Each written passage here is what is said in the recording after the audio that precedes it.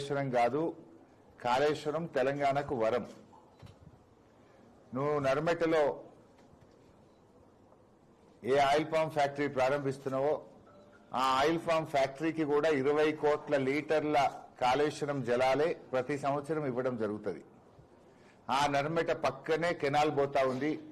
అక్కడ దాకా పోయి నెత్తి మీద నీళ్లు జల్లుకొని నీ పాప పరిహారం చేసుకో. ఆ రోజుల్లో మేము కాళేశ్వరం ప్రాజెక్టు కట్టేటప్పుడు మల్లన్న సాగర్ను అడ్డుకోవడానికి 2 రోజులు నువ్వు అడ్డం పండుకున్నవాడా.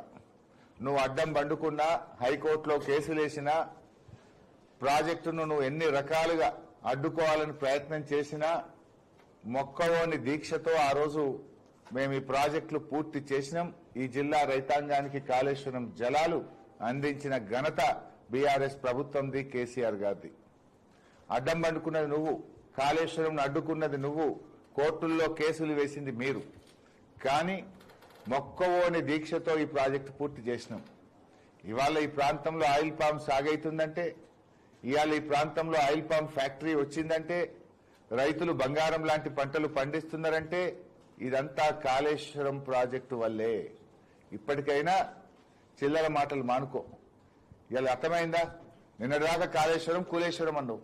ఇవాళ నువ్వు ఆ కాళేశ్వరం జలాల మీద పండిన పంటకు, కాళేశ్వరం జలాల మీద పెట్టిన ఫ్యాక్టరీకి నీ చేతుల మీదుగా రిబ్బన్ గా తీస్తున్నావు. ఇప్పటికైనా స్టోరీ తెచ్చుకో. అయితే నేను ఇందాక ఒక మాట చెప్పడం జరిగింది.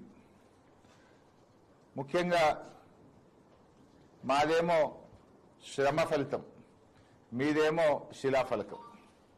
ఎందుకు ఈ మాట అన్నా అంటే, ఆయిల్ పామ్ ఫ్యాక్టరీ 300 కోట్లతో మంజూరు చేయడానికి చాలా శ్రమపడ్డాం. కాళేశ్వరం జలాల కోసం భూసేకరణలో గాని, ప్రాజెక్ట్ నిర్మాణంలో గాని ఎంతో శ్రమపడ్డాం. మొక్కలు తెప్పించి ఒక్కొక్క రైతును ఒప్పించి మెప్పించి మా నాయకులందరితో కూడా, ఇక్కడ ఉన్న వాళ్ళందరితో కూడా కాళేశ్వరం నేను ఆయిల్ పామ్ మొక్కలు పెట్టించాను. ఆ రోజు రైతుల్లో భరోసా కల్పించాం.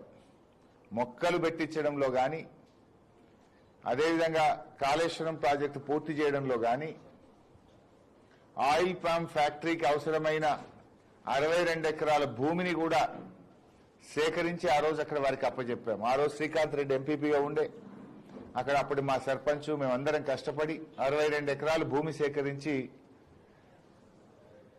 ఆయిల్ పామ్ కంపెనీకి టీజీఐఐసి ద్వారా ఆ భూములు కేటాయించాం.